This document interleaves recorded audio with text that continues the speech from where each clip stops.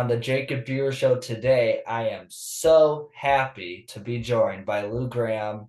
Y'all know him from Foreigner, lead singer, co-founder. How are you doing today, my friend? And also the Lou Gramm All Stars band. How are you doing today, my friend? Very well, thank you. Before we get started, I just want to mention that you will be performing at Ruoff with Bret Michaels, Dee Snider, and Chris Jansen, and Don Felder of the Eagles, formerly, on Mhm. July 12th. So for those interested in seeing all you perform, that is at Ruoff Center, and you can get tickets online or on social media. Just wanted to put that out there before we get into the questions. Okay. Take me through a little bit. How did you get involved in music? Well, to tell you the truth, both of my parents were musicians. My dad played trumpet and had his own big band after high school in the 40s. And he had a great band, but he needed a singer, and he ended up auditioning this petite, young, strawberry blonde girl who sang great. And they fell in love and got married, and that's my mom. Wow, that's a fantastic story, Yeah. really. And when the family started, my dad wasn't with a big band anymore. He's playing in jazz combos, but he also had a full-time job that he had to be at 7 in the morning. So he was coming home at 2:30, 3 in the morning from the jazz shows, and then he had 4 hours sleep and he had to be at work, and it was taking its toll on him. So my mom gave him the ultimatum: put the horn away until the kids are grown, or we're going to have to do something else. And my dad put his quit his combo and put his trumpet away for 30 years, Wow, that and is yeah, and worked at a steel factory that made desks and file cabinets. And he would come home soaked with sweat after working 9 or 10 hours at the shop, and he worked the shears that cut the big pieces of sheet metal into shape. And he had cuts on his fingers that were bandaged. It looked like a whole roll of gauze was around it, and you know, it was just part of the nature of the job that there was a lot of shards of metal flying, and sometimes they would catch him. wow. And that's interesting to hear about how your dad, especially, had done music and had a full-time job at the same time. So, how did that inspire you to work hard in the music world? Seeing your dad work hard as well as doing music on the side must have inspired you to learn if you wanted to make it in music, you'd have to work extremely tough. Well, by the time I was old enough to make any sense of life at all, my dad had already put his horn aside and just worked at the steel place. But periodically he would take his horn down and play a little bit. And when I was 8 years old, I started playing drums. And my dad got me a used set of drums from his brother who used to play drums. And I started playing drums, and my dad would come down with his horn, and we would jam, two of us, and we would be playing swing jazz standards. And I would end up learning those songs and knowing the arrangements. And so my dad and I would be playing, and then my mom would saunter. We'd be playing in the basement. My mom would saunter down the basement stairs, swinging a dish towel because she had just got done doing the dishes, and then she would start singing. So it would be the three of us jamming on old jazz standards, and I had the time of my life. Wow, that's a pretty crazy story. Um, wow, really fascinating. So, kind of getting into our next topic, which of course I appreciate you reaching on your youth, how you got involved with music. That's a story that maybe people haven't heard before in other interviews. So, thank you for sharing that. Where do you decide that, hey, there's so many careers in life? You're no longer young, you're over the age of 18 now, so you got to kind of start making some money. How did the music part play into it, with you becoming part of Foreigner, which is huge because that's when the hits started rolling out and you were able to make some money and do it as a profession, not just a Yes. hobby. How did you make that transition? Well, I started playing drums, and when I was in high school, I got into a high school rock band playing drums. and singing background vocals. We had a singer. It got to the point where I got tired of playing top 40 hits, and a friend of mine who was in another band left that band. The two of us started the band Black Sheep, and we were writing and ultimately recording our own songs, and we got a contract with Capitol Records. And we recorded 2 albums on Capitol Records, and we were touring with 10 Years After, with Aerosmith, with Kiss, and it looked like we had a pretty promising future. And one night in Boston, we were playing with Kiss at the Boston Music Hall, and after our set, we were the opening act. We got to play 40 minutes. At the end of our 40-minute set, we got a standing ovation, and the crowd was standing and kept clapping and cheering. And so as we were leaving the stage, Kiss's tour manager says, "Go answer your ovation. They want one more. Go play one more." So we went back on stage. We played one more song, and they were cheering again. We went off stage. We thanked the tour manager, and then we hung out and we heard Kiss, and they were awesome too. So this was on Christmas Eve, 1975. So the band drove home. We had a big Pontiac station wagon. We drove home to Rochester from Boston and got prepared to have Christmas with our family. The crew in our truck was driving home, and it was sleeting. It was upstate New York, raining and sleeting, and the truck slid off the New York State Thruway and tipped over. And so I got a call at 5 a.m. from one of the crew guys saying that the truck tipped over. He doesn't know how bad the damage to the equipment is. The truck was flatbedded off the thruway, and the other two crew guys and him are parked at a gas station with the damaged truck. Can you come and get us? So I called the bass player. We got back in our station wagon at 5:30, 6 a.m. and drove back to Albany. That's where they were, and picked them up and took a look at the truck. We tried to get the door open to see how bad the damage was, but the door went up about 6 inches and jammed. So we went home with the crew, and we spent Christmas with our families wondering if we were going to play another show or not, because we were supposed to be in Florida 3 or 4 days later to continue our tour with Kiss. And so the day after Christmas, we drove back to where the truck was. The guys at the gas station jammed the door open, and the equipment was about 75% destroyed. The Hammond B3 had the legs torn off it. The drums were in hard shell cases, but the cases were smashed, and the drums were not round anymore because stuff had fallen on. They were oval, and the Marshall amps had shards of the Hammond B3 legs pushed through the speakers. So our equipment was mostly destroyed, and the truck was completely destroyed. And we had to be in Florida to play our next show with Kiss in 3 days. So first of all, we went to the big guys in Black Sheep. We went to our parents and asked them if they could each give us a little money so we could possibly buy some equipment that's needed and maybe a small truck so we could continue our tour and promote our new album. But 1975 was a bad recession in the US. That's when they had the gas crisis, and people were lined up for miles to get a couple gallons of gas. And it was a bad time in the US. And unfortunately, our parents couldn't help us. So we called the tour manager of Kiss to let him know we didn't think we were going to be able to make the shows. He told us to call Capitol Records because they invested a lot of money in our 2 albums.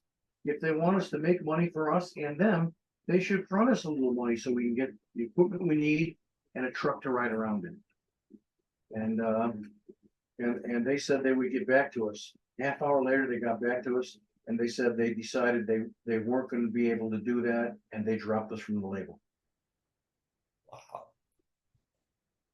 Which, in hindsight, it all worked out okay because you eventually ended Yes. up meeting your bandmate Nick and starting Foreigner. Of course, you've talked a million times about the Knicks situation, so I'm not going to ask you about that. You've already answered that, and I Yeah, it wasn't all bad. You know, the early years were quite good.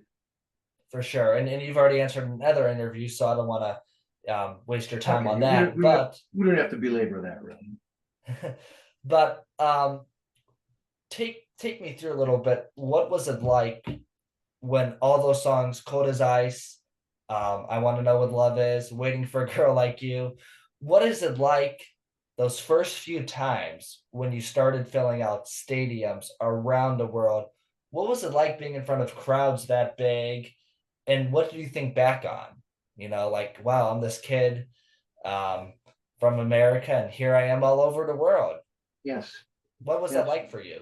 It was awesome. It was wonderful to be playing in front of sold out audiences in football stadiums and baseball stadiums, and being the headliner. You know, eventually after 3 or 4 years, after 3 years actually, we were headlining, and the more albums we put out, the bigger repertoire we had of songs, and there were always I think that there were always a couple hits from each album. So after 3 or 4 albums, we had about 45 minutes of hit after hit song, you know, and that was the hit radio songs. Then the FM stations played the album oriented hits. And those were the songs that weren't on the top 20, but they were the kind of songs that were either too intricate or too long or something, but they got a ton of FM airplay, and so it was really exciting. And when we started the headline, it was unbelievable. We played Cal Jam 2 in front of 250,000 people.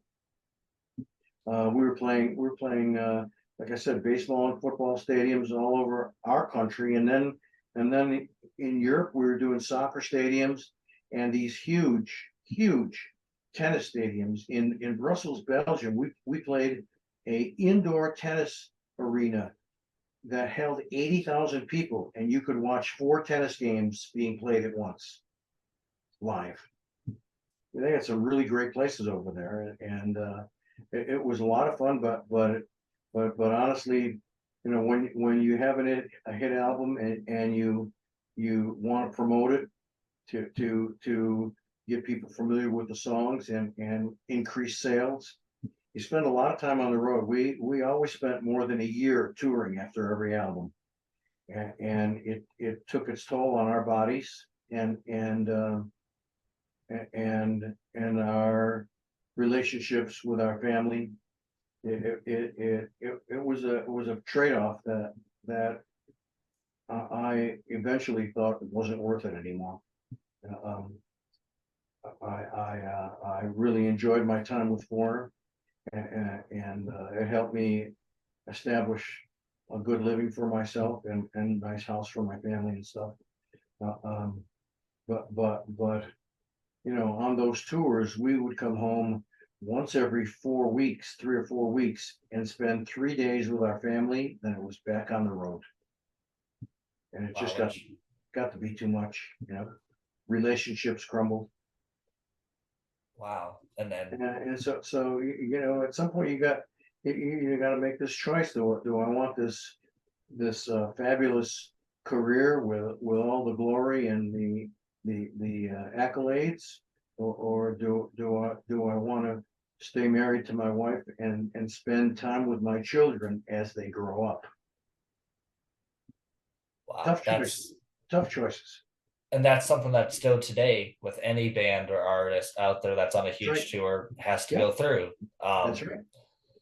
So take me through a little bit, which thanks for sharing that story again. That is insight that, of course, now if anyone ever sees their favorite singer on the road and their singer is maybe unhappy to get a photo, now they know why. Perhaps that singer hasn't seen their kid in 3 or 4 weeks. So running That's into right. 500 fans in Walmart might be a little bit hard. So Yes, it thanks for is. sharing that story, You hit it which right on the head. Thank which you. goes to the next point. Yeah. So with fans, it's very easy the first few times people came up and were like, I love your song. That makes you feel good when you're working and getting your career out there. until it's 5 a.m. and you're pulling out of your house, going to the record label company, and someone's asking for your autograph or a photo with you. That's when it gets a little bit tough. So, with fans, of course, is it ever tough? And still today, and especially back then, is it ever tough to be like, I don't have time? Yes, Or is it just something that comes along with it? I don't like saying that, but I explained that my time is very limited, and I'm on a schedule that I've got to keep to the letter. And if it was any other time or occasion, I would be glad to take a picture and sign with them, but at this moment, I have to say no. Wow, which And is most of them are real people and have their own jobs and understand the difficulty of staying on the clock. And but there's always some that take offense to it. And then you see a nasty gram on the internet. no doubt. And take me through a little bit, which appreciate you also going into the fan perspective. We've been able to hit on how you got engaged in music, early days of Foreigner and being on tour, and then the fan effect, which I think a lot of the listeners are curious about. Take me through kind of what it's like this year. It's a very special year, as most people know, and every fan knows. You guys are going to the Hall of Fame. What was that moment like for you? You know, we were wondering, all of us in the original band were wondering if we'd ever get in the Hall of Fame, because it seemed that all of our peers that came out around the same time with us and had success were already in the Hall of Fame. And we, for the life of us, couldn't understand why we were never even nominated. I mean, we had credentials coming out of our ears with platinum albums and long tours and performances, and we met everything that they needed, and somehow when the nominations came out, we were never part of it. And finally, last year, we finally were notified that we were up for the nomination to the Hall of Fame. And I'm not sure if you know how that works, but there's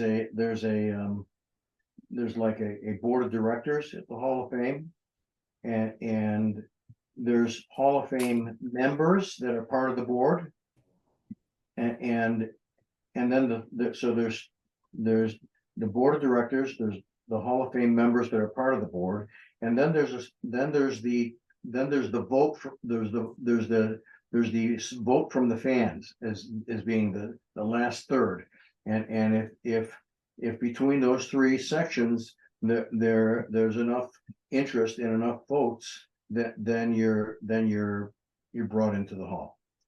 Wow. And we never even got to that point ever before, because we were never even nominated.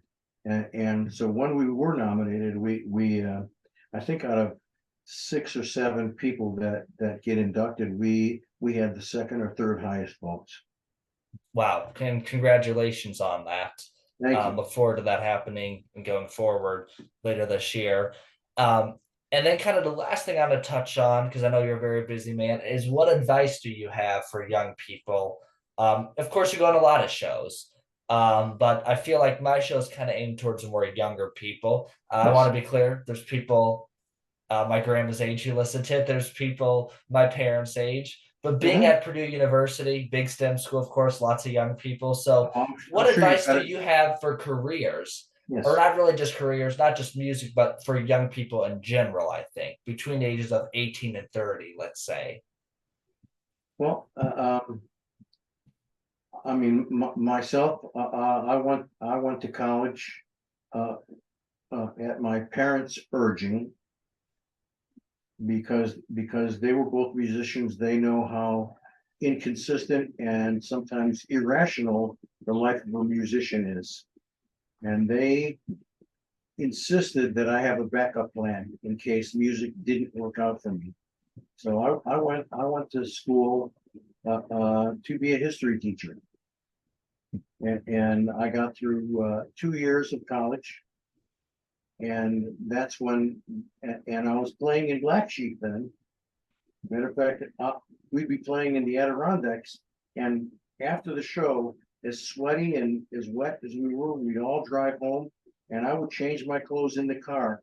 And they would pull up to my college and drop me off at 7 in the morning. After a show and sleeping in the backseat of the car. I show up for class in the morning. And it got to the point where I had a good share of college credits, but I had to make a choice whether I was going to dedicate myself to my teaching degree or I wanted to see what the music business brought me. And I chose music, but I knew that if it didn't work out, I'd only have another year or two to go, and I could be a teacher. So I backed myself up at my parents' urgings, and I felt comfortable, working hard at music. And if it didn't pan out, I had someplace to go. Your career, then I would suggest at least have the beginnings of a backup plan, because the music industry is